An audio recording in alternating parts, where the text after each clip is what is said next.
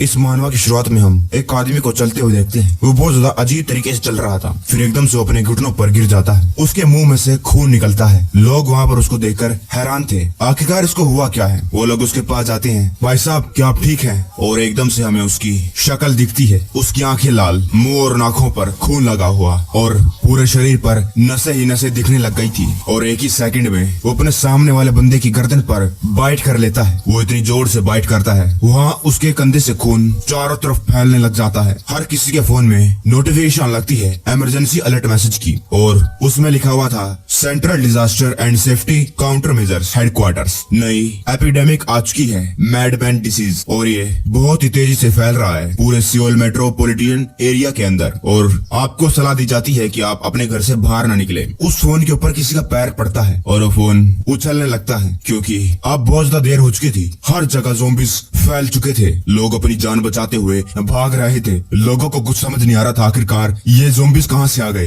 वो गिरते पड़ते भागते अपनी जान बचाते, लोग अपनी जान बचाते हुए भाग रहे थे और उनके पीछे थे ज़ोंबीज। तभी उन ज़ोंबीज को कोई गोली लगती है और वो मर जाते हैं। हम देखते हैं कि वो लोग एक सेफ एरिया में पहुंच गए थे जो आर्मी वालों ने बनाया हुआ था। ये एक कॉमन सेटअप था। ज़ोंबीज आ गए और लोगों को बुरी तरीके से बाइट करने लगे। लोग अपनी जान बचाने के लिए भागे, अपने लिए एक सेफ जगह ढूंढने के लिए। गवर्नमेंट ने बनाया ब्लॉकेड पूरे बुसोन के अराउंड। ये है Busan border first police line. Police वालों ने बड़े बड़े कंटेनर लगा रखे थे ज़ोंबीज को अंदर आने से रोकने के लिए। ऑल राइट, तो ये है सवाल, अभी इस दुनिया को ऑब्जर्व करते हुए आखिरकार सबसे ज्यादा बड़ी प्रॉब्लम क्या है? क्या ये 30 मिलियन ज़ोंबीज हैं जो बाहर से अंदर आने की कोशिश कर रहे हैं? ह्यूंडई रेफ्यूजी विलेज बस एक टेम्परेरी रेजिडेंशियल एरिया है जो बुसान में रेफ्यूजी के लिए बनाया गया है। वहाँ पर कई सारे लोग अपने टेंट में बीच के किनारे पर सरवाइव कर रहे थे। वो लोग एक दूसरे के साथ फाइट कर रहे थे सप्लाईज के मारे। कोई एक दूसरे के खाना चुराता है, कोई लेने की कोशिश करता है, कोई जबरदस्ती करता है, और उस चीज के लिए लोग एक दूसरे को मारने के लिए तैयार थे। लोग सरवाइव करने के लिए कुछ भी कर सकते थे।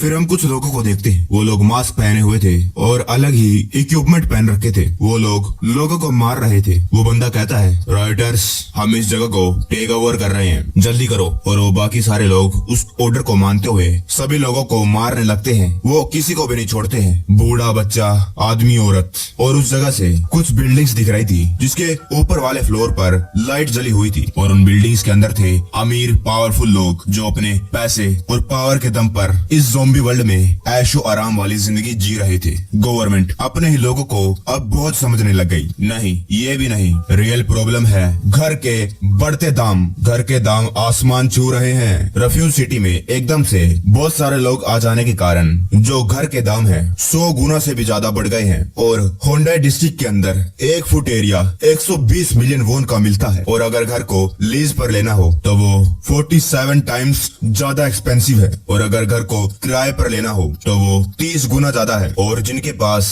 घर नहीं है इस ब्लॉकेड के बाहर, वहाँ पर भरे पड़े हैं ज़ोंबीज ही ज़ोंबीज। या तो वो मर चुके हैं या फिर मरने वाले हैं। और रही बात जो लोग इस ब्लॉकेड के अंदर हैं, वो सफर कर रहे हैं ठंड से, भूख से, और दोनों को हम नर्क कह सकते हैं। इस स्टोरी का मेन कैरेक्टर है ये बंदा जो अपने हाथों को सेक रहा है। इसका नाम है किम चुल सू। ये 23 साल का है और दिन में मजदूरी करता है। इसके पास कोई घर नहीं है। किम चुल कहता है, क्या ऐसे क्यों देख रहा है? क्या तूने पहले कभी किसी होमलेस को नहीं देखा? और इस मानवा का नाम है ज़ोंबी एक्स स्लैशर। हम एक बोर्ड को देखते हैं जिसके ऊपर लिखा था हाउस फॉर सेल। वो 39 बिलियन का था और हमारा मेन कैरेक्टर उसी को देख रहा था। हमारी स्टोरी का मेन कैरेक्टर, हाँ, वो गरीब था। उसके पास कोई घर नहीं था और उसकी नजर हमेशा एक घर खरीदने में लगी रहती थी। और वो हमेशा सोचता रहता था, अगर मैं सुबह मजदूरी करूं, दोपहर में करूं और रात में अगर मैं बस 2.5 घंटे ही सोऊं एक दिन के अंदर, तो मेरे पास होंगे 4.5 मिलियन वोन। इतनी मेहनत करने के बाद तब जाकर मेरे पास 4.5 मिलियन वोन होंगे। और अगर मुझे चाहिए है 39.5 बिलियन वोन बिना एक पैसे को खर्च किए, तो मुझे लगेंगे 731 ईयर्स। और इसी बात से था वो परेशान। वो हमेशा सोचता रहता था, उसे लगता था अगर वो ईमानदारी के साथ पैसा कमाएगा तो कभी भी एक घर खरीद नहीं पाएगा। उसके पास कोई और तरीका नहीं था। फिर वो कहता है, बस एक ही रास्ता बचा है और वो है ये। वो एक बिलबोर्ड को देखता है और फिर उसे एक एड याद आने लगती है जिसके अंदर वही बंदा कहता है, तुम जो इस ब्रॉडकास्ट को देख रहे हो, क्या तुम्हें भूख लग रही है? क्या तुम थक चुके हो कि तुम्हारे पास कोई घर नहीं है और ये सब कुछ ज़ॉम्बीज़ ने क्रिएट करा है? क्या तुम्हें इससे नफरत नहीं होती? और मैं ये सिर्फ तुम्हारे लिए बता रहा हूँ, मूवमेंट, ताकि हम अपनी टेरिटरी को दोबारा से रीगेन कर लें। गेन योर आउन टेरिटरी, लेट्स किल देम। चलो फेलो सिटीजन्स, चलो अब और ज़ॉम्बीज़ से डरा नहीं जाए। बहुत हो गया उनका आतंक। आपको इस ब्लॉकेड के बाहर जाना है और एक ज़ॉम्बी को मारना है और वापस आते वक्त आपको एविडेंस लेकर आना है। उसके बाद मिलेंगे आपको 5 मिलियन वोन हर एक ज़ॉम्बी के सर के। हाँ, आप भी ब्लॉकेड के बाहर जा सकते हैं और अपनी जिंदगी को बदल सकते हैं पूरी तरीके से। आखिरकार ब्लॉकेड के अंदर कोई भी ज़ॉम्बी नहीं है जी आप मारकर 5 मिलियन वोन ले सकते हो, और ना ही इस ब्लॉकेड के अंदर और कोई रास्ता है जो इतना सारा पैसा आपको कमा के दे सकता है ना? अब सीन प्रेजेंट में आ जाता है। यही एड देखकर कई सारे लोग पार्टिसिपेट करने के लिए आ जाते हैं। वहाँ पर बहुत बड़ी लाइन लगी हुई थी और हमारा मेन कैरेक्टर किम चुल सू वो भी वहीं पर जाता है। कर्मचारी कहता है, आपका ट्रेन का पैसा दीजिए प्लीज, और आपके फिजिकल राइट वो भी, और किम चुल वो दे देता है। वो कर्मचारी कहती है 1.2 मिलियन वोन आपके कंफर्म हो चुके हैं, ये रही आपकी ट्रेन की टिकट। आप जाएंगे पोहांग जहाँ पर आपका काम है, एरिया ऑफ ऑपरेशन, और ये ट्रेन आएंगी प्लेटफॉर्म नंबर 3 पर। किम चुल अपने मन में कहता है, कम से कम मेरे पास 1.2 मिलियन वोन तो है जो मैंने इमरजेंसी के लिए बचा के रखे हुए हैं, और ये शोवल जो मैंने अपने काम से चुराए हैं, बस मेरे पास अब इतना ही है। बहुत सारे लोग प्लेटफॉर्म पर खड़े होते हैं और किम चुल वहीं पर जाता है। किम चुल अपने मन में कहता है, या तो ज़ॉम्बी बन जाओ या फिर एक घर का मालिक और फ्रीडम के साथ जियो। जो तुम्हें करना है वो करो, जो तुम करना चाहते हो। आज तो इसका फैसला करके रहूंगा। तभी कोई भागते हुए आ रहा था और वो किम चुल से टकराकर नीचे गिर जाता है। गिरने की वजह से उसकी कई सारे जो एरोस थी वहाँ पर बिखर जाती है। फिर जो बंदा गिर गया था वो कहता है, क्या तू ट्रक है और कुछ? तुझसे टकराने के बाद इतना ज्यादा दर्द क्यों हो रहा है? जो उसके एरो गिरे हुए थे एक बंदा उठाने लगता है और कहते है, वाओ चलो इसके क्रॉसबो और एरो ले लेते हैं। वो बंदा कहने लगता है कि 1 मिनट को वो मेरा है, लेकिन वो बंदा कहता है, ये मुझे मिले हैं और अब मेरे हैं, और अभी मैं कुछ ज़ॉम्बीज़ को मारने के लिए जा रहा हूँ और अपने साथ कुछ और वेपन्स ले जाने में कुछ ज्यादा बुराई नहीं है। लेकिन वो कहता है उससे फर्क नहीं पड़ता है कि ये वर्ल्ड कितना ज्यादा क्रेजी है, लेकिन ये मेरे हैं। अगर तुम इनके साथ ज़ॉम्बीज़ को मारोगे तो मैं किसके साथ मारूंगा? वो अपने एरो लेने लगता है, लेकिन तभी उसके सर के पीछे एक हाथ आता है और उसको जोर से पकड़ता है। वो कहता है और वो बंदा उसका क्रॉसबो भी ले लेता है। वो कहता है, तू इससे कौन सा ज़ॉम्बी मारने वाला है जबकि तू अपने वेपन को डिफेंड भी नहीं कर सकता है? अपना क्रॉसबो हमें दे दे और अपने घर चला जा। वो उसकी तरफ घूर के देखता है, लेकिन वो बंदा कहता है नहीं। फिर वो बंदा उसको घसीटते हुए ले जाने लगता है और कहता है, तो फिर तू मेरा बेट बनेगा। तभी उसका हाथ कोई पकड़ता है और ये था मेन कैरेक्टर किम चुल। वो बंदा कहता है, कौन है तू? जस्टिस का मसीहा? क्या तू इसको ऐसे ही जाने नहीं देगा? फिर किम चुल उसका हाथ छोड़ देता है। फिर वो कहता है, साले बास्टर्ड, तू क्या सोच रहा था? लेकिन एकदम से जो किम चुल था उसका मुंह अपने हाथों से पकड़ लेता है और उठाकर उसको साइड में फेंक देता है। किम चुल कहता है, आखिरकार अब मैं ज़ॉम्बीज़ को मारने पर कंसंट्रेट कैसे करूंगा? अगर तुम्हारे जैसे लोग अपने ही लोगों को मारते रहेंगे उसके बजाय कि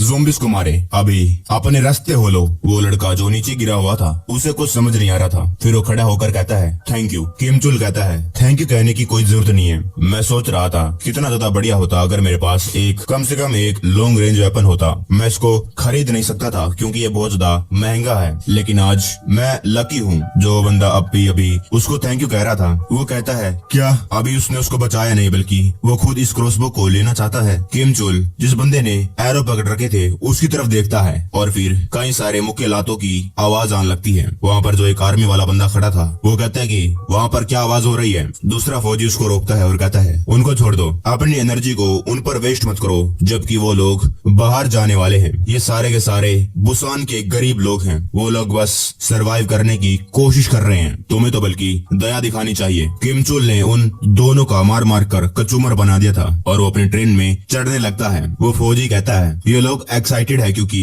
इन लोगों को इस ऑपरेशन का असली पर्पस नहीं मालूम। जो रियल पर्पस है इस ऑपरेशन का वो है आबादी को कम करना। बेचारे लोग ये सोच रहे हैं ज़ॉम्बीज़ को मारने के जा रहे हैं, लेकिन कई सारे तो वापस ही नहीं आएंगे और इससे इस जगह का फायदा है, जितने कम लोग उतना ज्यादा बढ़िया। सारे के सारे लोग ट्रेन में बैठ जाते हैं और ट्रेन चलने लगती है। ट्रेन चलते चलते रात हो जाती है और वो लोग पहुंच जाते हैं Pohang station, 7th territorial regain operation zone. Train का दरवाजा खुलता है। वो लोग कहने लगते, क्या ये पोहांग स्टेशन है?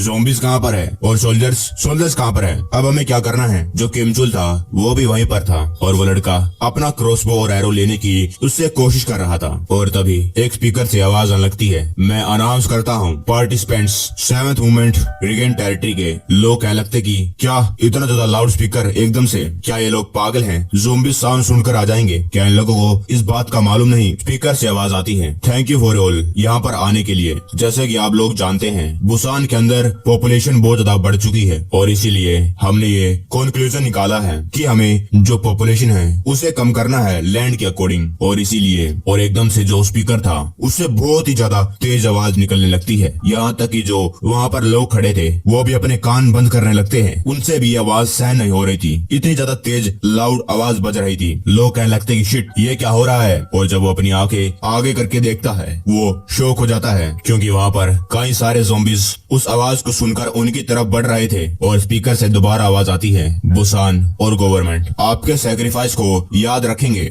इस ऑपरेशन के अगले स्टेप बहुत ज्यादा सिंपल थे। लोग बहुत ज्यादा कंफ्यूज थे और वहाँ पर मर जाएंगे। वो लोग भाग भाग कर जो ट्रेन चला रहा था और फौजी थे उनके पास जाता है और दरवाजे पर जोर जोर से मारने लगता है, बास्टर्ड इस स्पीकर को बंद करो, जल्दी करो, ज़ॉम्बीज यहाँ पर आ रहे हैं। लेकिन जो ट्रेन का इंजन था वो ट्रेन की बोगी से अलग हो जाता है और उनको छोड़कर वहाँ से निकल जाता है। वो लोग इंजन के पीछे भागने लगते हैं। वो लोग कहते हैं कि रुक जाओ रुक जाओ। वो बंदा भागते भागते गिर जाता है। वो कहता है क्यों तुम लोग हमारे साथ ये क्यों कर रहे हो? लेकिन इतने में ही उसके पीछे एक ज़ॉम्बी उस पर छलांग मार देता है और वहीं दूसरी तरफ कई सारे लोग बोगी में दोबारा से चढ़ने में कामयाब हो जाते हैं। कई सारे लोग अंदर थे और कई अभी भी अंदर आने की कोशिश कर रहे थे। जो लोग अंदर आ रहे थे उनको वही लोग धक्के मार मार कर बाहर फेंक रहे थे क्योंकि वो लोग अपनी जान बचाने के लिए दरवाजा बंद करना चाहते थे और वो लोग बीच में फंसकर ऐसा करने से रुकावट डाल रहे थे। और एकदम से उस बोगी के अंदर एक और ज़ॉम्बी घुस जाता है अपनी फुर्ती की मदद से। वो लोग इसे देख भी नहीं पाते हैं। और एक बोगी के अंदर था हमारा मेन कैरेक्टर किम चुल और उसके साथ वही लड़का जो वहाँ पर अपना क्रॉसबो लेने के लिए किम चुल के साथ खड़ा था और बाहर थे कई सारे ज़ॉम्बीज। किम चुल अपना क्रॉसबो उस लड़के को देता है और कहता है ये मेरा है, मैं तुम्हें इसे कुछ समय के लिए उधार दे रहा हूँ और इसका रेंट है 10 ज़ॉम्बीज। वो लड़का कहता है क्या तुम फाइट करने वाले हो? तो तुम कह रहे हो कि मुझे भी बाहर जाना होगा। किम चुल उसकी बातों पर ध्यान नहीं देता है और उसको कहता है कि 7,900 ज़ॉम्बीज। वो लड़का कहता है क्या? किम चुल अपने बैग में से एक शवल निकालता है और बाहर बढ़ने लगता है और बाहर हमें दिखता है सिर्फ खून ही खून जो सब जगह उड़ रहा था हवा के अंदर। सारे ज़ॉम्बीज इस आवाज को सुनकर उस दिशा में देखने लगते हैं। उन सभी की आंखें लाल पीछे मुड़कर देखते हैं जब वो उन्हें देखता है हमारा किम चुल जिसका शोवल गड़ा हुआ था एक ज़ॉम्बी के सर के अंदर। किम चुल कहता है आज मुझे जितने ज़ॉम्बीज कैच करने हैं वो है। फिर सीन कट होता है, हमारा मेन कैरेक्टर यहाँ पर है, उस पर कई सारे ज़ॉम्बीज एकदम से कूद कर हमला करते हैं और हमारा मेन कैरेक्टर किम चुल अपने शोवल से बिल्कुल प्रिसीजन से उन ज़ॉम्बीज के सर उनकी बॉडी से अलग कर रहा था क्योंकि उसको जो सर है एविडेंस के रूप में लेकर भी जाने हैं। बहुत सारे ज़ॉम्बीज जिनकी आंखें गुस्से में चमक रही थी अपने शिकार को देखने के बाद उसकी तरह बढ़ते हैं और किम चुल अपने शोवल पर अपनी ग्रिप को टाइट करता है और एक ही बार में सभी को काटने लग जाता है। जितने ज़ॉम्बीज आते उतने उसके शवल से कटते जाते। जो भी ज़ॉम्बीज को मारने के लिए आता उसका सर उसकी बॉडी से अलग कर दिया जाता। एक ज़ॉम्बी उसको पीछे धक्का देने में कामयाब हो जाता है। किम चुल का जो शवल था उसके हाथ से छूट जाता है। किम चुल को बहुत जोर से दर्द होता है और तो और उसके मुंह में से खून भी निकल आता है। और वहीं जो लड़का जिसको किम चुल ने क्रॉसबो दिया था वो ट्रेन के ऊपर चढ़ा हुआ था। टकराने की वजह से जो किम चुल था उसके पीछे वाली बोगी पिचक गई थी। वो लड़का किम चुल को देखता है। किम चुल बेहोश होने की हालत में पहुंच गया था, उसकी आंखें पीछे जाने लगी लेकिन एकदम से वो होश में आने लग गया। वो अपने शोवल को देखता है और उसे अपने हाथ से पकड़ता है। अपनी जान लगाकर वो खड़ा होता है और उसके सामने थे कई सौ ज़ॉम्बीज जो उस पर एक ही टाइम पर वार कर रहे थे, उस पर लपटने के लिए तैयार थे। उसको चारों तरफ से घेर लिया गया था। इतने सारे ज़ॉम्बीज अपने खाने के लिए आगे बढ़ रहे थे लेकिन किम चुल अपनी एक लात से उन सभी को पीछे गिरा देता है। किम चुल की आंखें नीली हो गई, उसके अंदर से लाइट निकलने लग गई और एक एक करके किम चुल अब गुस्से में आ गया है। अपने शवल से वो ज़ॉम्बीज के सर को अलग कर देता है। जितने उसके सामने आते अपना सर दो हिस्सों में करवाते जाते। एक एक करके जितने ज़ॉम्बीज के सामने थे उनके सर उनके धड़ से अलग हो जाते हैं और किम चुल लगातार उनका सर अलग करते रहता है। जो आगे आते मारे जाते, पीछे वाले भी आगे आ जाते, वो भी मारे जाते। हर जगह हर तरफ खून ही खून फैल जाता है और ज़ोंबीज के सर के अंबार लग जाते हैं। और बाद में जब सीन कट होता है, वहाँ पर शांति फैल गई थी। कई सारे लोग कटे फटे पड़े थे और ट्रेन पे से वही लड़का उतरता है अपना क्रॉसबो लेकर, और वो एक तरफ देखता है और जो चीज वो देखता है उसके अंदर हम दिखता है कि सुबह हो गई और हमारा मेन कैरेक्टर ज़ोंबीज की डेड बॉडी के पहाड़ पर बैठा हुआ है और सनराइज का मजा ले रहा है। वहाँ पर ज़ोंबीज के डेड बॉडी के खाली एक पहाड़ नहीं थे, बल्कि बहुत सारे थे जो अलग अलग जगहों पर लगे हुए थे। किम चुल डेड बॉडियों के पहाड़ पर ऊपर बैठा हुआ था। वो लड़का पहले तो उसको देखता रहता है और बाद में कहता है, क्या तुम ठीक हो? किम चुल खून से लथपथ, आंखें उसकी लाल। वो कहता है, चुप रहो और गिनती करो मैंने कितने सारे ज़ोंबीज मारे हैं। मुझे अपने पैसे भी तो लेने हैं। वो लड़का कहता है, आखिरकार तुम ये सब क्यों कर रहे हो? पैसा कमाने के लिए? क्या तुम्हें मरने से डर नहीं लगता? किम चुल कहता है, ताकि मैं अपना खुद का घर खरीद सकूं। उस लड़के को कुछ समझ नहीं आता है। किम चुल कहता है कि अगर पॉसिबल हो तो मैं अपने घर के पास एक बगीचा भी रखना चाहता हूँ। एक ज़ोंबी पता नहीं कहाँ से आता है, लेकिन उसके पास आते ही उसका सर अलग हो जाता है। वो अभी भी उस पहाड़ के ऊपर बैठे बैठे सनराइज को देख रहा था और ये सब कुछ कैमरे के जरिए से ये लोग भी देख रहे थे। ये है डेडिकेटेड टीम जो मूवमेंट और रिगेन टेरिटरी पर काम करती है। ये है team 3, ministry of land, infrastructure और ट्रांसपोर्ट। ये बंदा कहता है, वाओ, आखिरकार इस बास्टर्ड ने कितने सारे ज़ोंबीज पकड़े। एक और बंदा वहाँ पर बैठा हुआ था। वो कहता है, मैंने गिनती करी है और ये है 8000। हमारे मेन कैरेक्टर ने अपना सपना पूरा कर लिया बस एक ही एपिसोड के अंदर। 4 district Busan border, Gijang district blockade मतलब जहाँ पर उन लोगों ने बॉर्डर सा बना रखा है। वहाँ पर कई सारे सोल्जर्स ने ट्रैप बना रखे थे ताकि ज़ोंबीज वहाँ आ ना पाए। वहाँ पर 2 सोल्जर निगरानी पर थे। एक बाइनोकुलर में देखता है, कॉर्पोरल किम जल्दी। दूसरा एकदम से उठता और कहता है, क्या हो गया? वो बंदा कहता है, ऐसा लगता है कि 12 o'clock पे एक ज़ोंबी है। दूसरा बंदा कहता है, क्या बस एक ही? वो कहता है, एक नहीं, मुझे लगता है। वो उसके सर पे थप्पड़ मारता है और कहता है, क्या बकवास कह रहा है तू? कि तूने पहले कभी एक ज़ोंबी नहीं देखा? वो बस 2 ज़ोंबी आते हैं और उसकी वजह से तूने मेरी नींद खराब कर दी, यू इडियट। फिर वो खुद बाइनोकुलर में से देखता है, जरा देखो, वो एक बैग घिसराते हुए लेकर आ रहा है जिसके अंदर एक ज़ोंबी है। आखिरकार उसने किया क्या है जिसकी वजह से वो इतना खून में लथपथ हो गया है? हे, प्लाटून लीडर को फोन करो और उनसे परमिशन मांगो गोली चलाने की। 1 मिनट रुको, ये क्या है? वो लड़का कूद कर ये कहने की कोशिश कर रहा था, हे, हम इंसान हैं, हम पर गोली मत चलाना। वो जगह, अब हमें उस जगह का थोड़ा सीन दिखाया जाता है। उस बॉर्डर के पीछे बड़ी बड़ी बिल्डिंगें थी और उसके आगे बहुत सारे ट्रैप, बहुत सारे ज़ोंबीज मारे पड़े थे, यहाँ तक कि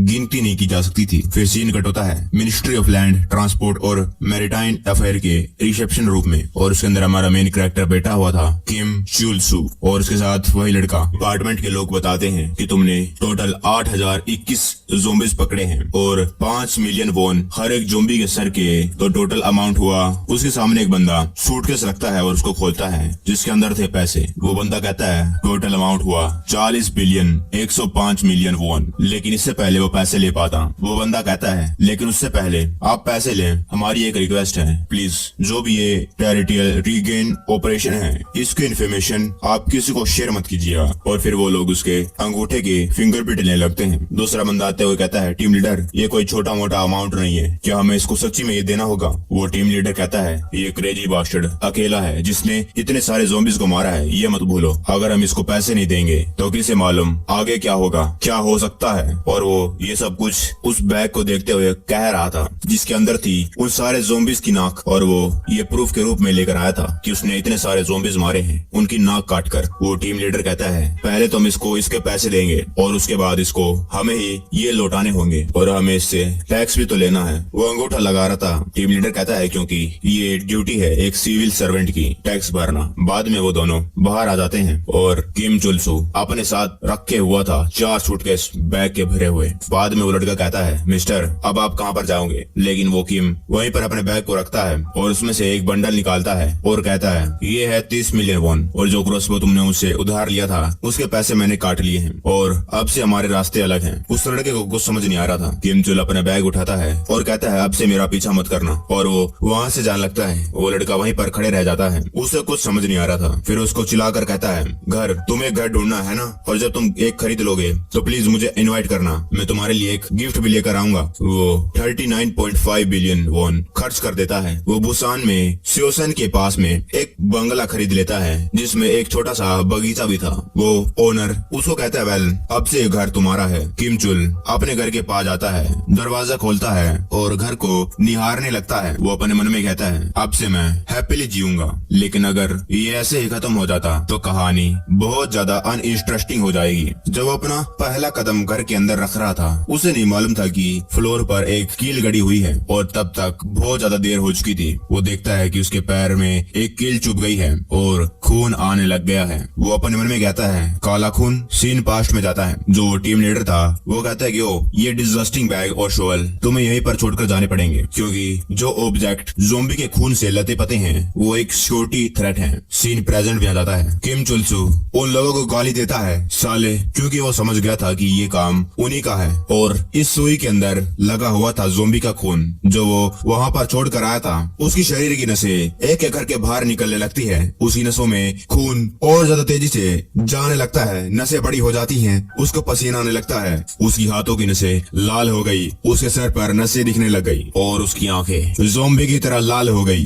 धीरे धीरे करके ज़ोंबी वायरस उसके शरीर पर कब्जा करने लग गया और वो भी एक ज़ोंबी की तरह बिहेव करने लग गया। सीन पास्ट मेमोरी में जाता है। वो अपने छोटे भाई को कहता है चुलसू हमारी इवैक्यूएशन के दौरान हम अपने मॉम डैड से अलग हो गए, लेकिन मुझे लगता है कि वो अभी जिंदा हैं, इसीलिए मैं एक घर खरीदूंगा। उसका छोटा भाई कहता है एक घर? किम चुलसू कहता है हाँ, मैं एक घर खरीदना चाहता हूँ जिसके अंदर एक बगीचा हो और घर के आगे में एक नेम प्लेट लगाऊंगा जिसके अंदर होगा हमारी फैमिली का नेम, ताकि उसे देखकर हमारे मॉम और डैड हमें ढूंढ सके। सीन प्रेजेंट में आ जाता है और वही टीम लीडर जिसने ये काम करा है किम के घर के बाहर खड़ा था। वो अपने साथ पुलिस वाले, अपने सिक्योरिटी गार्ड और भी बहुत सारे लोगों को लेकर आया था गाड़ी भर के। वो कहता है हे क्या तुम मुझे सुन सकते हो? Survivor of 70th territorial reason operation survivor जिसका नाम है मिस्टर किम। ओ मेरा मतलब ज़ोंबी जो करंटली इन्फेक्टेड हो चुका है। तभी एक बंदा उसके पास आता है। वो कहता है टीम लीडर क्या यह जरूरी है हमें उसको ऐसे उकसाना? तब आप क्या करेंगे अगर वो पागल हो गया? और इस तरह की सिचुएशन करना वो भी दिन दहाड़े कुछ ज्यादा नहीं हो जाएगा? क्या आपको लगता है ये मानवता के खिलाफ है? वो टीम लीडर कहता है अगर एक अफवाह फैल गई कि एक सर्वाइवर टेरिटोरियल रीजन ऑपरेशन में से बचकर आ गया है तो एक पॉसिबिलिटी है कि कई सारे स्लैशर उसे स्काउट करने की कोशिश करेंगे, यानी इसको अपनी टीम में भर्ती करने की कोशिश करेंगे। और उससे क्या फर्क पड़ता है, वो क्या ही कर सकता है अगर वो पागल भी हो जाएगा, क्योंकि उसके सामने वो अपनी पुलिस वाली फोर्स लेकर आया था। टीम लीडर कहता है according to article 1 paragraph 3 zombie prevention act अभी बस हमें किम चुलसू को लेकर जाना है, और आर्टिकल 3 पैराग्राफ 7 उसके अकॉर्डिंग हमारे पास पूरा राइट है उस इन्फेक्टेड पर्सन की प्रॉपर्टी पर कब्जा करने का। तभी किम चुलसू घर का दरवाजा खोलता है। किम पूरे होश में नहीं था। ज़ोंबी वायरस उसके शरीर में फैल गया था। टीम लीडर कहता है ओह इन्फेक्शन तो बड़ी अच्छी तरीके से चल रहा है। किम चुलसू कहता है ज़ोंबी गरीबी और अब गवर्नमेंट लेती रही है। टीम लीडर कहता है ये ज़ोंबी बास्टर्ड क्या कह रहा है? किम चिल्लाकर कहता है कि मैं बस अपना खुद का घर चाहता था। क्या ये इतना बड़ा सपना है कि ये दुनिया मुझे ऐसा नहीं करने दे सकती? एक घर जिसकी मदद से मैं अपनी फैमिली का इंतजार करता। किम उन सारे लोगों की तरफ भाग रहा था। किम कहता है आखिरकार तुम लोग मेरे साथ ऐसा क्यों कर रहे हो? फिर एक बड़ी बिल्डिंग का सीन दिखाया जाता है और ये जगह थी होंडाई एक्वा सिटी, और उस बिल्डिंग के अंदर एक लड़की नहा रही थी। बाहर से उसका मैनेजर उसको कहता है मिस सीईओ, जो क्लाइंट जिसने 5:30 बजे की अपॉइंटमेंट ली थी वो आ गए हैं। वो सीईओ कहती है प्लीज उनको कहो कि वो बाहर इंतजार करें, मैं जल्दी आ जाऊंगी। वो मैनेजर उसके पास जाती है। ये बंदा बहुत ज्यादा घबराया हुआ था और जो सीईओ थी नहा कर बाहर निकलती है। वो बंदा उस सीईओ को देखता है और ये सीईओ और कोई नहीं बल्कि वही है जो किम चुल के साथ उस जगह पर गई थी जिसको मैं बार बार लड़का कह रहा था। वो एक लड़की थी, वो भी बहुत बड़ी अमीर सीईओ। वो कहती है मुझे माफ कर देना, मैंने आपको इंतजार करवाया। इस लड़की का नाम है चोई और इसकी कंपनी है slasher company Choi and Jang. Manager कहते हैं और ये है मिस्टर जोंग मियोंग हो। चोई कहती है हाँ तो मिस्टर जोंग आप क्या कह रहे हैं, आप मेरी कंपनी में क्या करने के लिए आए हैं? वो बंदा कहता है ओ ज्यादा कुछ नहीं, बस मैंने सुना था कि एक कंपनी है जो ज़ोंबीज एरिया में से स्पेसिफिक आइटम्स को उठाकर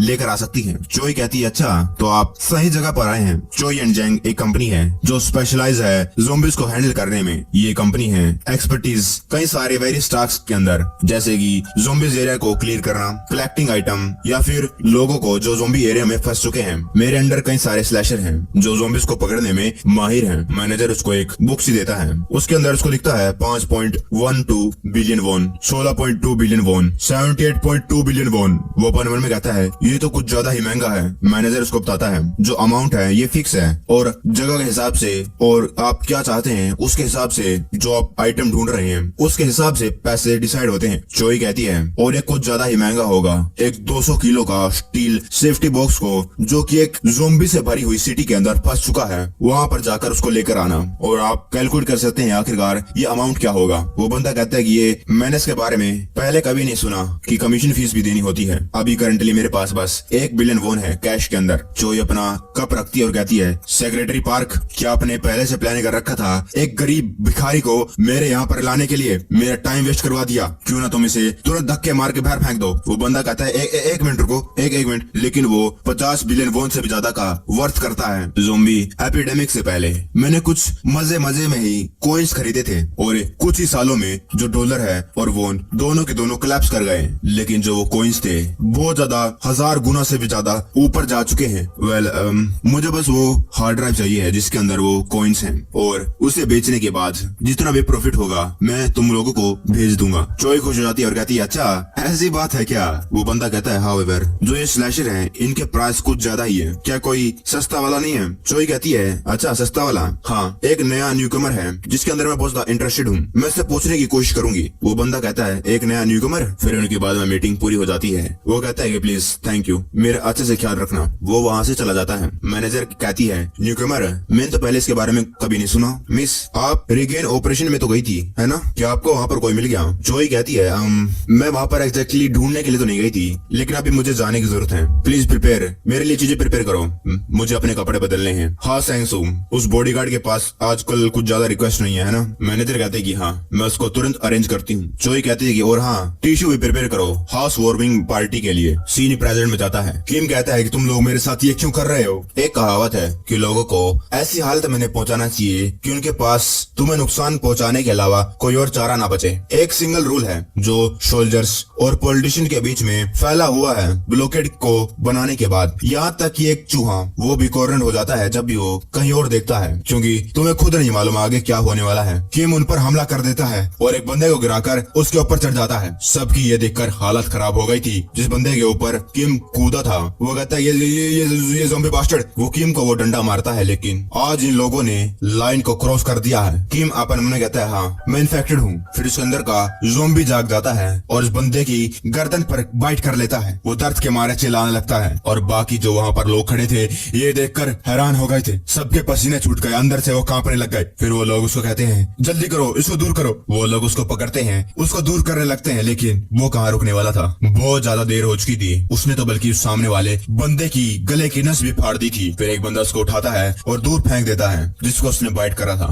वो दर्द के मारे वहीं पर चिल्ला रहा था। फिर वो भी ज़ॉम्बी बनने लगता है। जो मैनेजर का साथी था वो कहता है कि इसकी माँ का, उसने उसको बुड़का बांट दिया। वो बास्टर्ड उसने जानबूझकर ऐसा करा है जैसा कि मैंने कहा था। टीम लीडर कहता है अगर वो बास्टर्ड दोबारा से बाइट करने की कोशिश करेगा उसको तुरंत सर में गोली मार दो। ये बहुत ज्यादा मुश्किल है एक ज़ॉम्बी बास्टर्ड से निपटना, जबकि वो अभी तक सोच पा रहा है उसको क्या करना है। लेकिन 3 मिनट के बाद वो कम्प्लीटली इन्फेक्टेड हो जाएगा। जल्दी करो, उसको एक कॉर्नर में फंसा दो जब तक उसका दिमाग पूरी तरीके से ज़ॉम्बी नहीं बन जाता। लेकिन हर किसी को अपनी जान प्यारी, कोई भी हिलता नहीं है। फिर टीम लीडर कहता है साले बास्टर्ड्स तुम लोग कितने सारे हो, डरो मत जाओ, क्या तुम्हें पैसे नहीं कमाने? वो लोग अपने मन में कहते हैं पैसे, लेकिन अंदर से वो लोग पूरे कांप चुके थे। जो किम था खड़े होने लगता है और वो कहता है कोई भी मुझसे ले नहीं सकता है, कोई भी मुझे यहाँ से बाहर नहीं ले जा सकता है, क्योंकि ये मेरा घर है। एक बंदा ज़ॉम्बी बनने की कगार पर है, लेकिन प्रॉब्लम ये है उस अकेले बंदे ने, जो कि एक मॉन्स्टर है, 8000 ज़ॉम्बीज मार रखे हैं। और थोड़ी देर बाद वहाँ पर जितने लोग थे किम उनको मार देता है और अपने घर के आगे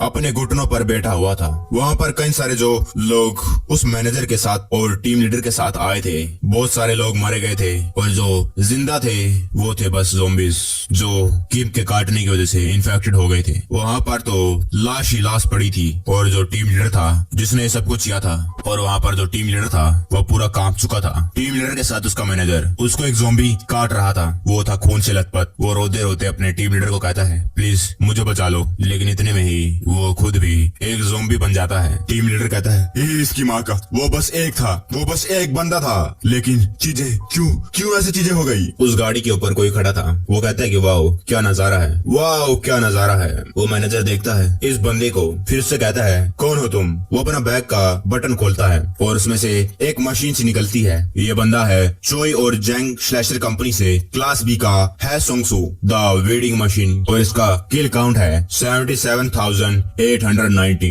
टीम लीडर अपने मन में कहता है, एक वेडिंग मशीन, ये तो स्लैशर है सेंगसू। क्या ये मिनिस्ट्री ऑफ लैंड और इंफ्रास्ट्रक्चर और ट्रांसपोर्ट वाले ने हायर करा है। टीम लीडर कहता है, एनीवे सब कुछ ठीक है, मैं हूँ किम मुन शुक, टीम लीडर टीम 3 का, मिनिस्ट्री लैंड और इंफ्रास्ट्रक्चर ट्रांसपोर्ट से, प्लीज मुझे बचा लो। लेकिन वो बंदा वो कहता है, मिस इसका मैं क्या करूँ। वो मिस आती है, वाओ ये कितना अमेजिंग है ना। और फिर वो लोग टीम लीडर की तरफ देखने लगते हैं। उसे कुछ समझ नहीं आ रहा था, ये वही चोई है। वो कहती है, ये बहुत ज्यादा अमेजिंग है, आजकल तो ज़ॉम्बीज़ भी बात करने लग गए हैं। टीम लीडर कहता है, ये तुम क्या बात कर रही हो। हासूंग वो हंसने लगता है और कहता है, मैं समझ गया। वो अपनी मशीन की ब्लेड चलाता है और उसकी तरफ वो ब्लेड बढ़ने लगती है। वो टीम लीडर कहता है, तुम्हें मालूम है मैं कौन हूँ, मैं कौन हूँ। और उसका सर उसके शरीर से अलग हो जाता है एक ही बार में, और ये आवाज सुनकर जो ज़ॉम्बीज़ वहाँ पर थे उनकी तरफ बढ़ने लगते हैं। लेकिन वो एक ही बार में उन सभी ज़ॉम्बीज़ के चिथड़े करने लगता है। हर किसी के सर, बॉडी के पार्ट्स अलग अलग टुकड़ों में कट जाते हैं सारे के सारे, और थोड़े सेकंडों बाद उसकी ब्लेड रुक जाती है। वहाँ पर किम चुलसू के अलावा कोई न बचते हैं। वो कहता है, मेरा काम हो गया, मैंने साफ सफाई कर दी। और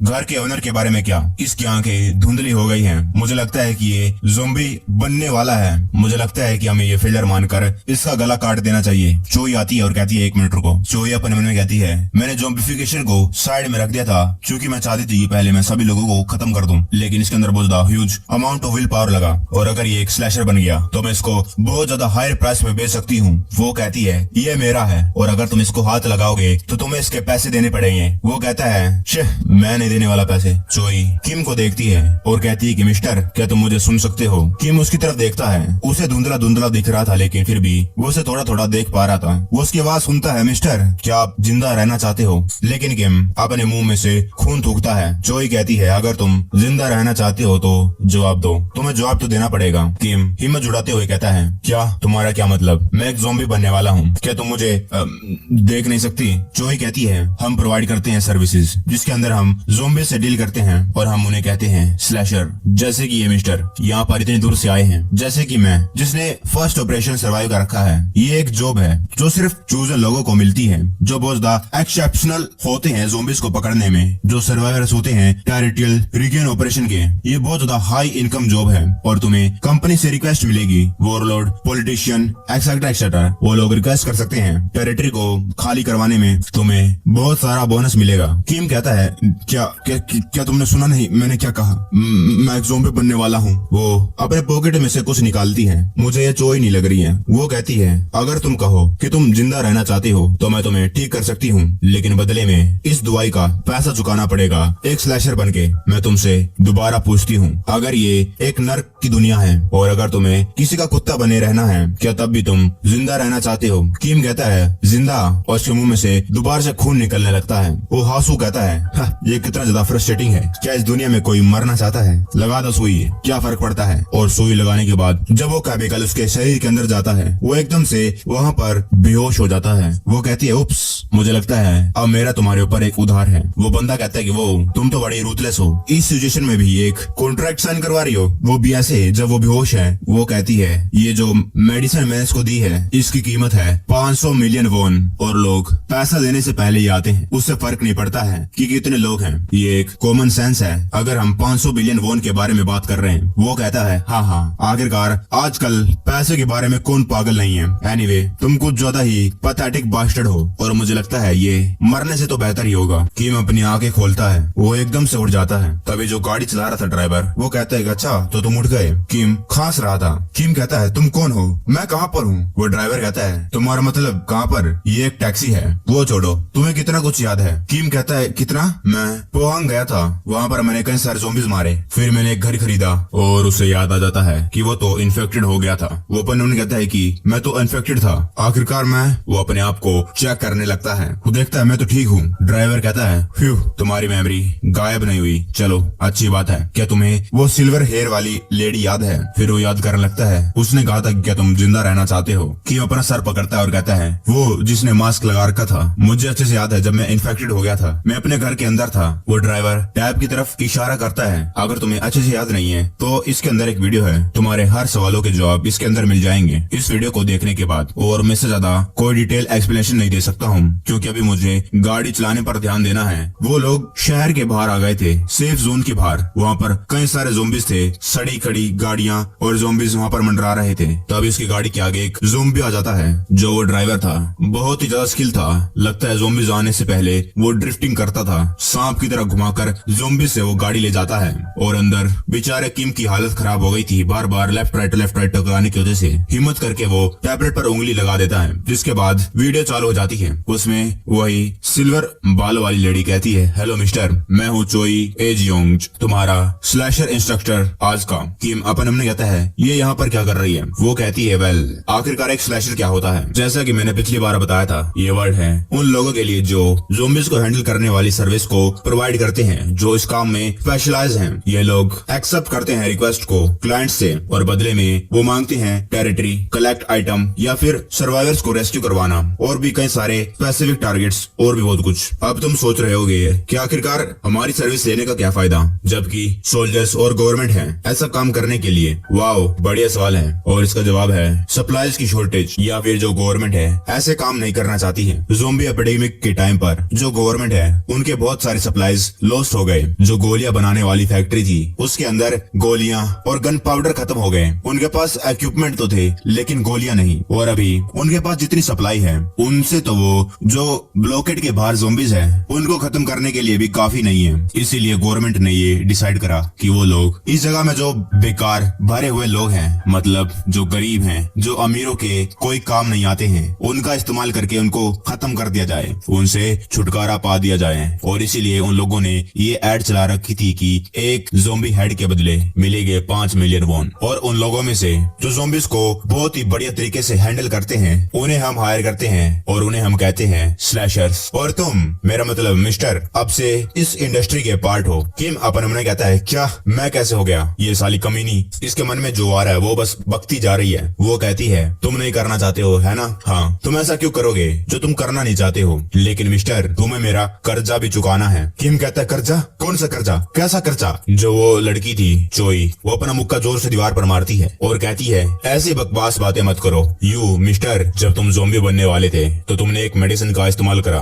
और ये मेडिसिन थी फार्मास्यूटिकल कंपनी की और ये ज़ोंबीज के ऊपर काम करती थी। और इस मेडिसिन का दाम है मार्केट में 500 बिलियन वॉन। अगर कोई बैंक से लोन लेता है उसका भी इंटरेस्ट बैंक 23% पर देता है, वो भी 1 साल का। इसका मतलब हो गए 115 बिलियन वॉन। और जब तक तुम मेरे पैसों का इंटरेस्ट वापस नहीं करते मिस्टर, तब तक तुम मेरे हो एक्सक्लूसिव स्लैशर या फिर गुलाम। तुमने खुद कहा था कि तुम जिंदा रहना चाहते हो और अब अपना काम करने के लिए जाओ मेरे गुलाम। किम पूरा शौक था, उसे कुछ समझ नहीं आ रहा था। ड्राइवर कहता है जूनियर, क्या तुमने पूरी वीडियो देख ली? क्या तुम्हें अब सिचुएशन समझ में आ गई? ये ड्राइवर चोई जैंग कंपनी से स्लैशर है, क्लास डी। इसका नाम है मिस्टर चोई, पर्सनल ड्राइवर। इसका किल काउंट है 1712। किम कहता है ये क्या बकवास कह रही थी, गाड़ी रोको, मैं यहाँ से जा रहा हूँ। ड्राइवर हंसने लगता है और कहता है हम तो वैसे भी गाड़ी रोकने वाले थे, जरा खिड़की के बाहर देखो। किम सोचता है ये क्या कह रहा है, लेकिन जब वो बाहर देखता है तो समझ आता है कि वो सेफ जोन के अंदर नहीं है और बाहर हैं बहुत सारे ज़ोंबीज। वो ड्राइवर कहता है तुम्हारा मिशन है कि तुम्हें ये रोड पार करके डाउनटाउन जाना है ग्योंगजिंग और उधर जाकर एक हार्ड डिस्क निकाल कर लेकर आनी है। और मैं तुम्हारे साथ नहीं जाऊंगा, मैं यहीं पर हूँ, इसलिए मुझे फोन कर देना जब तुम्हारा काम हो जाए। ज्यादा सोचने की जरूरत नहीं है, बस एक घर ढूंढो जिसके अंदर एक बगीचा है और उसके अंदर बहुत सारे ज़ोंबीज हैं। और अगर तुम बुसान वापस जाना चाहते हो इसलिए अपना पूरा बेस्ट दो। उसका मतलब है जितने हो सके उतने ज़ोंबीज मारो। वो गाड़ी के बाहर जाता है, गाड़ी के बाहर बहुत सारे ज़ोंबीज खड़े थे। वो गाली देता है। हमारा जो मेन कैरेक्टर है किम चुलसू, वो इस ब्लॉकेड वाली मतलब सेफ जगह जोन पे इसलिए आया था क्योंकि उसे ज़ोंबी से नफरत थी, लेकिन उससे ज्यादा उसे गरीबी से नफरत थी। इसलिए वो ब्लॉकेड के बाहर गया और अब वो दोबारा से ब्लॉकेड के बाहर गाड़ी के द्वारा ले जाया गया ताकि उसका कर्जा वो चुका सके। ये कितनी ज्यादा रिडिकुलस सजेशन है, लेकिन हम क्या कर सकते हैं? ये दुनिया हमेशा कमजोर को जबरदस्ती चॉइस लेने पर मजबूर करती है। वो चोई फोन पे बात करने लगती है उस ड्राइवर के साथ। वो ड्राइवर कहता है डिलीवरी कंप्लीट हुई। वो देखने में गुस्सा लग रहा था, लेकिन उसको जल्दी ही सिचुएशन समझ में आ गई। मुझे लगता है कि वो जॉब को अच्छे से संभाल लेगा। चोई कहती है अच्छा थैंक यू, और मैं तुम्हारा जो ट्रैवल एक्सपेंसेस है चेक के द्वारा भेज दूंगी, इसलिए मत बोलना ड्रोन के द्वारा वीडियो बनाना, ठीक है। ड्राइवर कहता है ठीक है। वो मैनेजर कहती है वो रुकी वही कर रहा है क्या जो हम इसे करने के लिए कह रहे थे। अभी तक वो हमारा पालतू नहीं हुआ है और तुमने इतनी जल्दी उसको एक काम करने के लिए भेज दिया। चोई कहती है बहुत बहुत बढ़िया है। उसे सूंघ कर पता चलता है कि वो एक पालतू है, प्लस अब उसके पास कोई और चॉइस ही नहीं है। और अब इतने सारे वो पैसे अब बुसान में मजदूरी करके थोड़ी चुका पाएगा या फिर कोई रेडी लगाकर, क्योंकि ये है 500 बिलियन वॉन। किम गुस्से में ज़ोंबीज पर हमला करता है, कईयों को मारते हुए और कईयों के ऊपर अपने पैर से कूदकर आगे जाने लगता है। लेकिन एक ज़ोंबी उसका पैर पकड़ लेता है। किम उसके मुंह पर लात मारता है। उसका जूता ज़ोंबी के मुंह पर लग जाता है और उस मुंह पर कूदने के बाद वो पीछे वाले ज़ोंबी के पीछे खड़ा हो गया और फिर उसको उसने लात मारी। लात खाने के बाद वो ज़ोंबी आगे जाकर गिर जाता है। गिरा हुआ ज़ोंबी किम को देखकर गुस्से में खड़ा होने लगता है, लेकिन किम ने उस ज़ोंबी के खोपड़ी पे मारकर उसकी खोपड़ी के 2 हिस्से कर दिए। पीछे उसका एक ज़ोंबी हमला करने लगा। वो ये नोटिस कर लेता है और अपनी फुर्ती से अपने शोल मारकर उसका मुंह पिचका देता है और फिर अपने हथियार से उस पर दोबारा वार करता है, जिसके बाद उसकी बॉडी के 2 हिस्से हो गए। लेकिन फिर भी वो ज़ोंबी जिंदा था। किम उसके सर में दोबारा से शोल मारकर उसको खत्म कर देता है। किम की थोड़ी सी सांसें फूलने लग गई थी और ये सब कुछ रिकॉर्ड हो रहा था ड्रोन के कैमरा से। वो जो ये सब कुछ अपने घर में बैठकर देख रही थी। वो कहती है वाओ क्या बढ़िया परफॉर्मेंस है। मुझे लगा था कि वो नर्वस होगा क्योंकि उसका जो कर्जा है बहुत ज्यादा बड़ा है, लेकिन जरा इसको देखो एक बार कैसे ज़ोंबीज को संभाल रहा है। वो ड्राइवर कहता है क्या ये एंगल आपके लिए बढ़िया है बॉस। चोई कहती है इतना बुरा नहीं है, हमें एक प्रमोशनल वीडियो भी बनानी है, इसलिए ये रिकॉर्ड करना मत बोलना mister driver. Cheers for the successful debate of slasher code name Seomyeon shovel. लेकिन वही किम गुस्से में ज़ोंबीज को मार रहा था। वो कहता है वो कमीनी, वो क्रेजी बिच, वो मेरे साथ ऐसा कैसे कर सकती है जब मैं बेहोश था। उसने मेरे ऊपर 500 बिलियन का कर्जा उड़ा दिया। पहली बार में देखने में तो ऐसा लगता है कि जो किम चुल सू है उसने रियलिटी को एक्सेप्ट कर लिया और अपना कर्जा उतारने के लिए काम करने लगा। लेकिन किम कहता है ज़ोंबीज, गरीबी, गवर्नमेंट और अब ये साला कर्जदार, दिमाग खराब हो गया है। हाँ मैं कमजोर था इसीलिए मैं सबसे पहले मरने वाला था। सीरियसली वो लोग ये मेरे साथ ऐसा क्यों कर रहे हैं। लेकिन वो तो बस गुस्सा था और वो अपना गुस्सा सिर्फ इन ज़ोंबीज के ऊपर उतार सकता था। किम अपने मन में कहता है ऐसा हो ही नहीं सकता है कि मैं 500 बिलियन वॉन उसको वापस कर सकता हूँ और मुझे अपनी पूरी जिंदगी के लिए उसका गुलाम बने रहना होगा। उसका कर्जा वापस करने के लिए मैं उस कमीनी को छोड़ूंगा नहीं, अपने शवल से उसका गला काट दूंगा अगर वो ये कर्जा वापस नहीं लेती है। लेकिन प्रॉब्लम ये है वो मुझे मिलेगी कहाँ पर, मैं दोबारा बुसान कैसे जाऊंगा। शायद ऐसा प्रिटेंड करके कि मैं उनका ओबीडेंट कुत्ता बन गया हूँ और मैं तुम्हें दोबारा बुसान में जरूर मिलूंगा। मेरे कमीशन को कंप्लीट करने के बाद मुझे नफरत है कोई मुझे ऑर्डर दे, लेकिन ये बेस्ट होगा पहले मैं ये कमीशन को जल्दी से कंप्लीट कर लूं। किम आगे बढ़ता जाता है ज़ोंबीज को मारते हुए और ये सब कुछ उस फोन के ऊपर लिखा था। आखिरकार उसको कहाँ पर जाना है। वो वहाँ पर पहुँच जाता है। जो ड्राइवर था ड्रोन से उसे देख रहा था। वो ड्राइवर कहता है अब वो बिल्डिंग के अंदर जा चुका है, शायद मुझे फिल्म करना बंद कर देना चाहिए। वो आराम से पीछे करके रिलैक्स होकर बैठने लगता है और अपने मन में कहता है कि जैसे कई सारे लोग हैं जिनके पास सब कुछ है, जैसे कि इंटेलिजेंस, इंस्टिंक्ट, स्टेमिना, स्ट्रेंथ, इन सभी की जरूरत होती है अगर तुम्हें एक टैलेंटेड पर्सन बनना है जो ज़ोंबीज को मारने में स्पेशलाइज है। और हमारी जो बॉस है उनकी नजर बड़ी तेज है इन जैसे खतरनाक मॉन्स्टर्स को ढूंढने में। अभी तक जितने भी उन्होंने चूज करे हैं सारे के सारे मॉन्स्टर है, मॉन्स्टर। और मुझे भी आशा है कि मैं उन लोगों की तरह मोटा पैसा कमा पाऊं ताकि मेरी बेटी इंजॉय कर सके, है ना मेरी प्रिंसेस। लेकिन तभी उसी गाड़ी पर एक चीज गिरती है। वो घबरा जाता है और एक चाकू निकालता है। वो कहता है ये क्या है, मीट। वो गाड़ी के बाहर जाता है और इस मीट को देखने लगता है। वो अपने मन में कहता है ये मीट तो प्रॉपरली कट है, लगता है किसी ने स्लैश कर रखा है। ऐसा हो ही नहीं सकता है कि ये किसी ज़ोंबी ने करा है। क्या इसका मतलब इंसान। वो ऊपर देखता है, ऊपर उसको कोई भागते हुए दिखता है। वो कहता है ये क्रेजी बास्टर्ड कौन है। लेकिन जो वो मीट था उसके अंदर एक फोन छुपा हुआ था जिसके अंदर लगा था टाइमर। जैसे ही टाइमर खत्म होता है उस फोन के अंदर से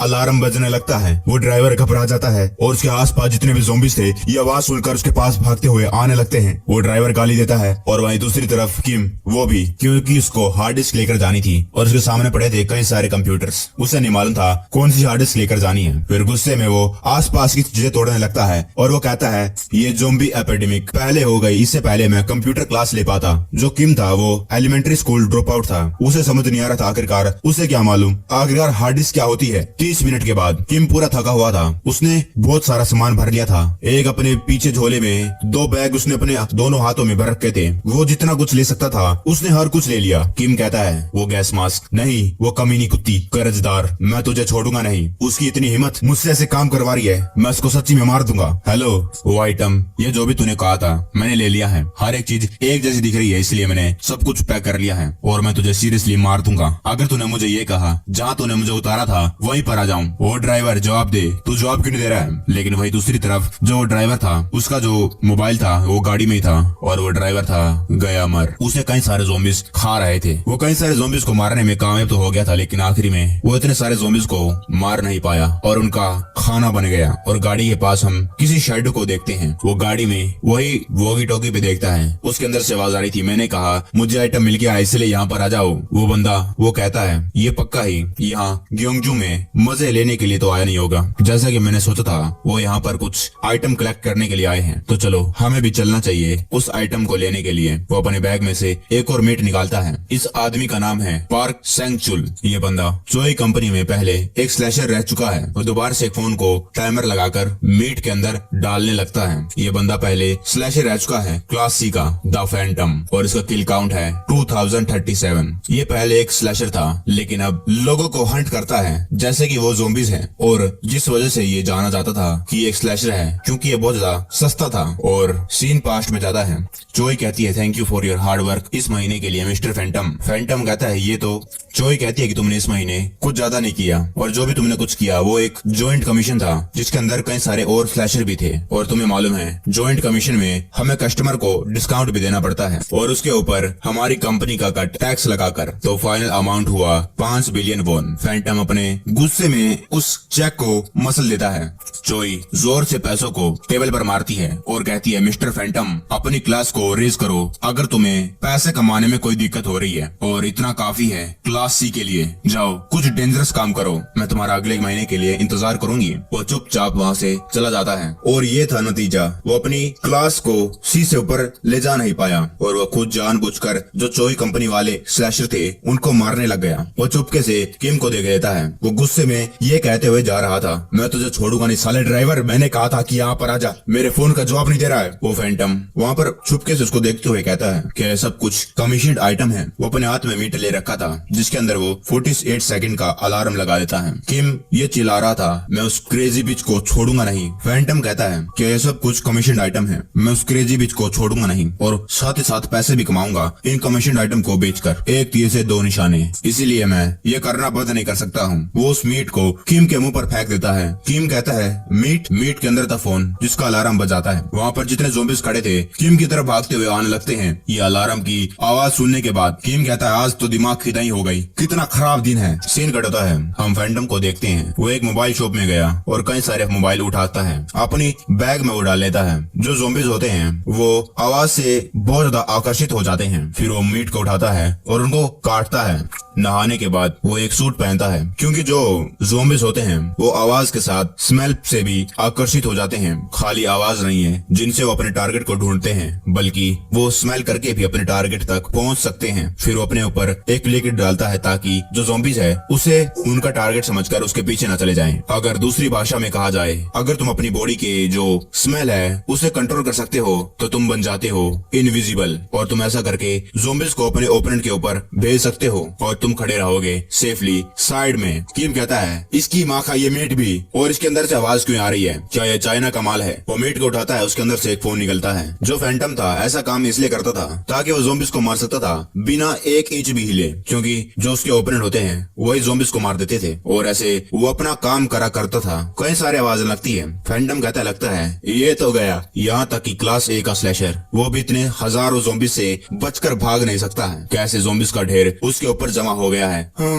अब मैं दूसरे पेट का इस्तेमाल करूंगा ज़ॉम्बीज को यहाँ से ठिकाने लगाने के लिए। और अगर ये बंदा इसके पास वही आइटम है जिसके लिए यहाँ पर आया था, लेकिन एकदम से बड़ी आवाज आती है। वो फैंटम हैरान हो जाता है, उसे समझ नहीं आ रहा था ये कैसी आवाज है। वो पीछे मुड़कर देखता है, जो ये फैंटम था इसने ये बाद में रियलाइज करा आखिरकार इस बंदे ने कौन सा मंत्र फूका जिसकी वजह से इसने ऐसा कर दिया। किम चुल ने कुछ ऐसा करा अपने हथियार से जिसकी वजह से सारे के सारे जो ज़ॉम्बी उसके ऊपर चढ़े हुए थे हवा में उड़ने लगते हैं और कहीं तो दो दो हिस्सों में कट जाते हैं। किम बहुत गुस्से में था, आज बेचारे का दिमाग का दही का सूप बन गया था। लेकिन जो किम था वो कोई थर्ड रेट स्लैशर नहीं था जो फैंटम सोच रहा था। फैंटम अपने मन में कहता है वो साला क्रेजी बास्टर्ड, इसकी माँ का। लेकिन वही किम वो गुस्से में कहता है हट, अगर ऐसा ही चलता रहा तो सारा का सारा खून इन आइटम पर बिखर जाएगा। फैंटम सोचता है कि ये एक मॉन्स्टर है जो अपने पोटेंशियल के दम पर टॉप पर जा सकता है और सब पर राज कर सकता है। ये मुझसे क्या हो गया, वो गाली देता रहता है। वो कहता है क्या ये वही मॉन्स्टर बास्टर्ड है? ये तो जो टैक्सी ड्राइवर था उससे बिल्कुल अलग है। क्या ये कोई मिक्सी विक्सी है, इतनी आवाज कर रहा है? इसको तो बल्कि शांत रहना चाहिए था अगर इतने सारे ज़ॉम्बीज़ है इसके आसपास। ऑल इज वेल फैंटम, ये जल्द ही थक जाएगा अगर ये ऐसे ही ज़ॉम्बीज़ को अट्रैक्ट करता रहेगा। ग्योंगजू एक बड़ी सिटी है और यहाँ पर बहुत सारे ज़ॉम्बीज़ होंगे। फैंटम एक और मीट के अंदर फोन डालकर फेंकने लगता है, लेकिन किम उसे देख लेता है और फैंटम ये देखने के बाद कि किम ने उसको देख लिया है पूरा हैरान और शौक हो गया था। उन दोनों के बीच में एक साइलेंस सा हो जाता है। फैंटम अपने हाथ में मीट पकड़ा हुआ था, न तो वो फेंकता है और ना ही कोई हलचल करता है। और किम कहता है ये बहन का टक्का मीट वो तू था। लेकिन फैंटम जैसे ही वो पुतला बन गया है बिल्कुल भी हिलता नहीं है। जो फैंटम था थोड़ा घबराने लगता है, लेकिन जो अलार्म बजने वाला था बजने से पहले उसकी तरफ फेंक देता है और कहता है ये ले, ये खा ले। और वो मीट किम के मुंह पर जाकर लग जाता है और फिर उस मीट में से जो फोन था उसका अलार्म बज जाता है। आसपास के ज़ॉम्बीज़ आवाज सुनने के बाद उसकी तरफ बढ़ने लगे। बहुत सारे ज़ॉम्बीज़ उसके पास आ गए और वो उनको काटना चालू कर देता है। किम गुस्से में उसको कहता है तू वहीं पर इंतजार कर, मैं तुझे मारने वाला हूँ। एक मीट आसमान से गिरता है और किम के मुंह पर जाकर लगता है और फिर किम आने वाले ज़ॉम्बीज़ का खुद मीट बना देता है। ये सेम प्रोसेस लगातार चलती रहती है, एक बार, दो बार, तीन बार और बार बार, जब तक जो फैंटम था उसके मोबाइल फोन खत्म नहीं हो गए। और किम चुल और ज्यादा गुस्से में आने लगता है। फैंटम अपने मन में कहता है मेरे लग गए, मेरे फोन और मीट खत्म हो गए हैं और अब बस बचा है एक लार्ज डिस्पोजेबल ट्रैप। भागो, भागना चाहिए, वो कोई इंसान नहीं है। जैसे वो आगे भागने लगता है उसके आगे कुछ गिरता है, वो था एक ज़ॉम्बी का सर। और जब वो पीछे मुड़कर देखता है तो उसे दिखता है किम जो उसकी तरफ बढ़ रहा था। किम कहता है तू कहाँ जा रहा सन ऑफ अ बिच, अभी भी हमारा मामला सेटल नहीं हुआ है। फूड चेन के अंदर इंसान के ऊपर होते हैं ज़ॉम्बीज़ और ज़ॉम्बीज़ के ऊपर होते हैं स्लैशर, और मैं वो हूँ जो उन स्लैशर्स को मारता है। वो भागते भागते एक बड़ी सी जगह पर आ जाता है। वो जगह बहुत ज्यादा बड़ी थी और खाली भी। जो सेल्फिश इकोसिस्टम था वो पहले ही कंप्लीट हो चुका था, लेकिन आखिरकार कोई इसके जैसा कैसे आ गया? किम उसके सामने एक डेड बॉडी फेंक देता है, जिसके बाद वो रुककर पीछे खड़ा हो जाता है। किम कहता है क्रेजी बास्टर्ड, वो तू ही था जिसने फाइट शुरू करी, तू ये फाइट चाहता था, क्या तूने उस टैक्सी ड्राइवर को मारा? ये सुनकर फैंटम बिल्कुल चुप रहता है। किम कहता है तूने खाली मेरे दिमाग का दही नहीं करा बल्कि तूने मेरे ड्राइवर को भी मार दिया और अब तू इसका बदला चुकाएगा अपनी जान को देकर। फैंटम कहता है मैं, तूने मेरे दिमाग का दही कर दिया, तूने मेरी बेइज्जती करी। वो अपने बैग में हाथ डालता है। किम अपने मन में कहता है क्या इसके पास कोई बंदूक है? इससे पहले वो अपनी बंदूक को बाहर निकाल पाता, किम अपने हथियार को उसकी तरफ फेंक देता है अपनी पूरी पावर लगाकर, और वो जाकर सीधा फैंटम के लेफ्ट शोल्डर पर जाता है। जिस हाथ से वो बंदूक उठाने की कोशिश कर रहा था वो हथियार फैंटम के शोल्डर के आर पार हो जाता है, लेकिन फिर भी वो हंस रहा था। इससे अच्छा है कि तू मेरे सर के ऊपर खड़ा रहे, चलो मिलकर मरते हैं। उसने अपने बैग में से कुछ निकाल दिया था और वो एक बटन दबा देता है। बटन दबाने के बाद आसपास जो स्पीकर लगे हुए थे बजने लगते हैं। स्पीकर में से बड़ी जोर जोर की आवाजें आने लगी। वो जगह एक पार्क था, वहाँ पर सब कुछ चलने लगा, हर जगह से आवाज आने लगी। वो आवाज धीरे धीरे करके बढ़ने लगी। जितने भी वहाँ पर स्पीकर वूफर कुछ भी सब कुछ लगे हुए थे, हर किसी चीज में से आवाज आने लगी। फैंटम कहता है जरा इसके बारे में सोच, एक छोटा सा फोन कई सौ ज़ॉम्बीज़ को बुला सकता है, लेकिन तब क्या होगा जब एक अम्यूजमेंट पार्क में इतने सारे बड़े बड़े स्पीकर बजने लगे। किम कहता है बास्टर्ड, यहाँ तक कि आखिरी में भी ये दुनिया मुझे जीने क्यों नहीं देती है? फैंटम कहता है ग्योंगजू की पॉपुलेशन है 2,60,000 और अब तो जिंदा रहने का आइडिया भूल ही जा।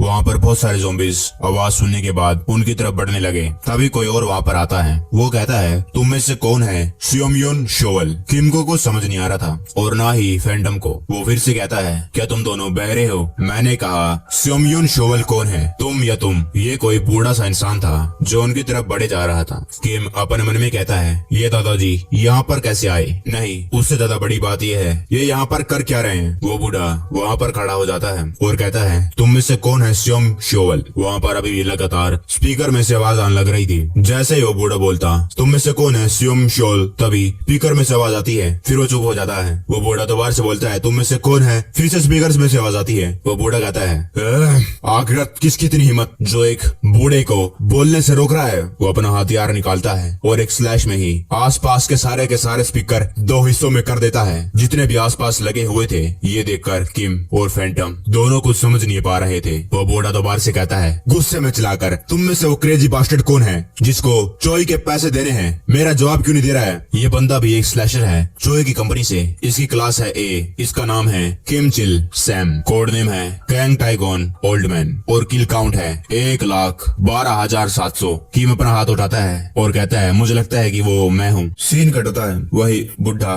कहता है, तो तुम चाहती हो कि मैं उस नए स्लैशर को बचाऊं? चोई कहती है, हाँ, मेरा कॉन्टैक्ट उस स्लैशर के साथ खो गया है जिसको मैंने उसके साथ भेजा था। क्या उसको वहाँ पर कोई म्यूटेंट मिल गया? ओल्डमैन कहता है, शायद उसको वहाँ पर कोई स्लैशर हंटर मिल गया। चोई ये बात सुनकर थोड़ी सी घबराने लग गई। चोई कहती है, मैंने अपार्टमेंट के ऊपर एक हेलीकॉप्टर बुलवा लिया है, आधे घंटे में आ जाएगा और तुम्हारा काम है उस नया स्लैशर जिसका नाम है स्योमयोन शोवल, उसको रेस्क्यू करना। अगर तुमने ऐसा काम कर दिया तो तुम्हें मिलेंगे 50 बिलियन वोन। वो ओल्डमैन बॉक्स बंद करता है और कहता है, नहीं, ये सही नहीं है। ओल्डमैन कहता है, लिल बॉस, क्या मैंने पहले कभी कोई काम पैसों के लिए किया है? पैसों से भरा सूटकेस वो उसकी तरफ धक्का दे देता है और कहता है, मेडिसिन। चोई कहती है, 1 मिनट, उससे फर्क नहीं पड़ता है सिचुएशन कितनी ज्यादा अर्जेंट है, लेकिन ये बहुत गलत बात है। एक आइटम उस मेडिसिन जैसा सेल पर तो है, लेकिन उसकी कीमत है 300 बिलियन वोन। ओल्डमैन कहता है, लिल बॉस, क्या उस ब्लॉकेड के बाहर मैं हूँ तुम्हारा नया खिलौना? वो ब्लॉकेड के बाहर है और ट्रांजैक्शन की टर्म कोई अर्जेंट पर्सन ऑफर नहीं करता है, वो ऑफर करता है जो लेस अर्जेंट है। अगर तुम मुझे मेडिसिन दोगी तो मैं इस बंदे को रेस्क्यू करूंगा और इसको सिखाऊंगा भी, और मैं तुम्हें इस कमीशन के 200 बिलियन वोन भी दूंगा। मैं बहुत ज्यादा बिजी हूँ बॉस, तो तुम ये करने वाली हो या नहीं? अब सीन प्रेजेंट में आ जाता है। ओल्डमैन कहता है, तुम में से वो कौन क्रेजी बास्टर्ड है जिसको चोई के पैसे देने हैं? क्या तुम मुझे जवाब नहीं देने वाले? किम चुलसू कहता है, लगता है वो मैं ही हूँ। ओल्डमैन कहता है, हो, लगता है मैं सही जगह पर आया हूँ। ओल्डमैन अपने मन में कहता है, इसके बॉडी के बैलेंस को देखकर ऐसा लगता है कि ये पहले भी ऐसे कुछ काम करा करता था, या फिर ये इसी के साथ पैदा हुआ है। इसकी आंखों में लोगों को मारने के लिए जो आग है वो दिख रही है। इसके हाथों पर निशानों को देखकर लगता है ये पहले भी कई सारे हार्डशिप से गुजर चुका है। ये बस एक ऑर्डिनरी टॉय है, लेकिन इसके पास सारी क्वालिटीज हैं। किम चोल अपने मन में कहता है, ये बूढ़ा मुझे ऐसे क्यों घूर रहा है? मुझे मालूम है कि उसको क्रेडिटर ने भेजा है, लेकिन किम कहता है, तुम कौन हो ग्रैंडपा? वो ओल्डमैन कहता है, मुझे अपना टीचर समझो बच्चे। किम कहता है, क्या तो तुम मुझे बुसान ले जाने के लिए नहीं आए? वहाँ पर बहुत सारे ज़ॉम्बीज आने लगते हैं। स्पीकर से आवाज बजने के कारण इस शहर के जितने भी ज़ॉम्बीज थे उनकी तरफ बढ़ने लगते हैं। किम कहता है, ओ शिट ग्रैंडपा, हम बाद में बात करते हैं, पहले इनसे निपटते हैं। किम भागने लग रहा था, तभी जो ओल्डमैन की फिशिंग लाइन थी वो किम के सर पर जाकर टकराती है। ओल्डमैन कहता है, तुम्हारे टीचर ने अभी भी बात करना बंद नहीं करा है और तुम पहले से एक्शन लेना चालू कर दिया, और तुम अच्छे से बात करो, शेमलेस बास्टर्ड। किम कहता है, तो तुम्हें किसने ये परमिशन दी कि तुम मेरे टीचर हो और यहाँ से कैसे निकला जाए? वो ओल्डमैन कहता है, तुम्हारे एम्प्लॉयर ने मुझे हायर करा है तुम्हें सिखाने के लिए, और तुम इस क्लास को छोड़कर क्यों जाना चाहते हो जबकि ये तो खत्म भी नहीं हुई? क्या तू कभी स्कूल नहीं गया? किम अपन उन्होंने कहता है, ये तो उसी टाइप का है, वो गैस मास्क वाली मुझसे धोखा कर दिया। इस जैसे लोग दूसरों की तो कभी सुनते ही नहीं है। ओल्डमैन कहता है, बच्चे आज है तुम्हारी फर्स्ट क्लास, तो इसे बिल्कुल सिंपल रखते हैं, ज़ॉम्बीज को पकड़ना और मछली को। तुम्हें क्या लगता है इनमें कॉमन बात क्या है? किम अपन उन्होंने कहता है, मछली, उससे क्यों फर्क पड़ता है? जो ओल्डमैन था अपनी फिशिंग लाइन निकालता है और उसको घुमाकर ज़ॉम्बीज को मारने के लिए तैयार हो जाता है। ओल्डमैन कहता है, इसका मतलब है तुम्हारे पास एक बढ़िया फीलिंग है। वो फिशिंग लाइन को अपनी पावर से गोल गोल घुमाकर ज़ॉम्बीज की तरफ छोड़ देता है और वो जाकर सीधा ज़ॉम्बी से टकराती है। किम कहता है, मुझे क्या करना होगा गुड फीलिंग के लिए? उससे फर्क नहीं पड़ता है ग्रैंडपा, ज़ॉम्बी जो पीछे हैं। वो ग्रैंडपा कहता है, ये सब कुछ पेशेंस के बारे में है, एक लो जिसके बारे में तुम्हें मालूम होना चाहिए, तुम्हें कब पुल करना चाहिए, कैसे पुल करना चाहिए। तभी ग्रैंडपा कहता है, नीचे झुक जाओ बच्चे।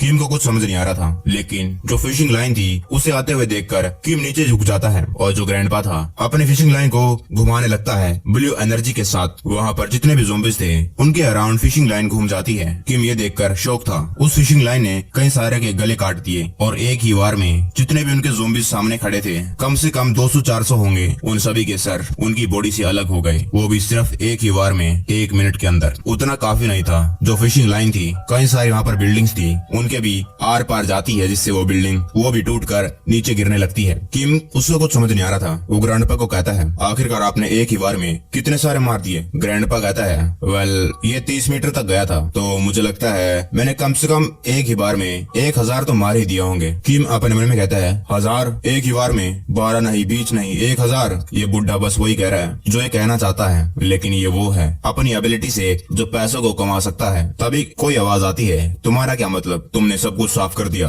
एक ही बार में। उसके पीछे एक अलग ही म्यूटेंट ज़ॉम्बी था। ये और कोई नहीं बल्कि वही फैंटम था। वो कहता है मैं अभी भी यहीं पर हूँ। वो पता नहीं ये कैसे म्यूटेंट बन गया। उसके बड़े बड़े हाथ, पहले वो कितना दुबला था और अब एक खतरनाक ज़ॉम्बी बन गया। किम कहता है ये क्या है, एक ज़ॉम्बी? मुझे लगता है जब मैंने इसको शॉल से मारा तो एक ज़ॉम्बी बन गया, क्योंकि शॉल के ऊपर ज़ॉम्बी का खून लगा हुआ था। लेकिन ये ऐसा कैसे हो गया इतना बड़ा? ग्रैंडपा कहता है क्योंकि ये एक म्यूटेंट है। ज़ॉम्बीज के अंदर कई सारी प्रोबेबिलिटी होती है। देखने से लगता है कि ये आधी अधूरी म्यूटेशन है। क्या ये क्लासी था? वो ज़ॉम्बी क्लासी नाम सुनकर गुस्से में आने लगता है, क्योंकि उसे अपनी पास्ट मेमोरी याद आती है जिसके अंदर जो इसको कहती है अगर तुमने और पैसे कमाने हैं, ये पैसे तुम्हारे लिए काफी नहीं है तो अपनी क्लास को रेज करो। लेकिन वो अपनी क्लास को कभी रेज नहीं कर पाया। उससे नफरत हो गई थी क्लासी से और वो गुस्से में कहता है ये डैम क्लासी, और उन पर हमला कर देता है। वो बड़ी फुर्ती से उन पर जंप करता है और किम को मुक्का मारता है। किम डोज कर लेता है। फैंटम कहता है मुझे तुम्हारे जैसे रोगी से नफरत है और मुझे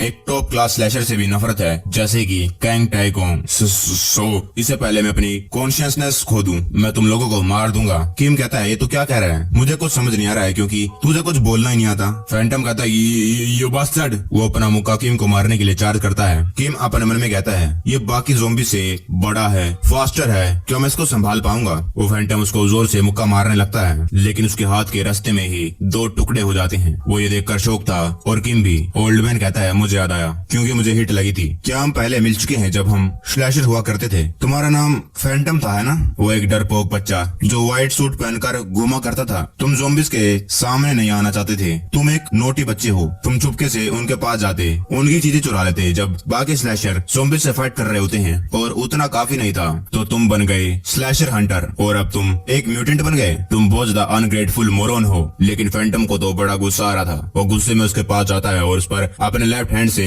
मारने के लिए अपना वार आगे करता है। लेकिन फिर से एक और फिशिंग वायर आती है जो उसकी बॉडी के आर पार निकल जाती है। उसकी बॉडी के 2 हिस्से हो जाते हैं। ओल्ड मैन कहता है हे बच्चे, मैं पहले क्या कह रहा था? किम समझ गया ये बुढ़ा कोई मामूली बुढ़ा नहीं है। किम कहता है आप कह रहे थे ज़ॉम्बीज और फिशिंग के बारे में और गुड फीलिंग। ओल्ड मैन कहता है एक चीज हमेशा याद रखना, यहाँ तक कि अगर और लोग तुम्हें एक्यूज करें कि तुम एक ह्यूमन बीचर हो जो उन ज़ॉम्बीज को मारता है जो पहले इंसान हुआ करते थे पैसों के लिए, लेकिन तुम्हें एक रियल मॉन्स्टर बनने की कोई जरूरत नहीं है। चलो चलते हैं। चोई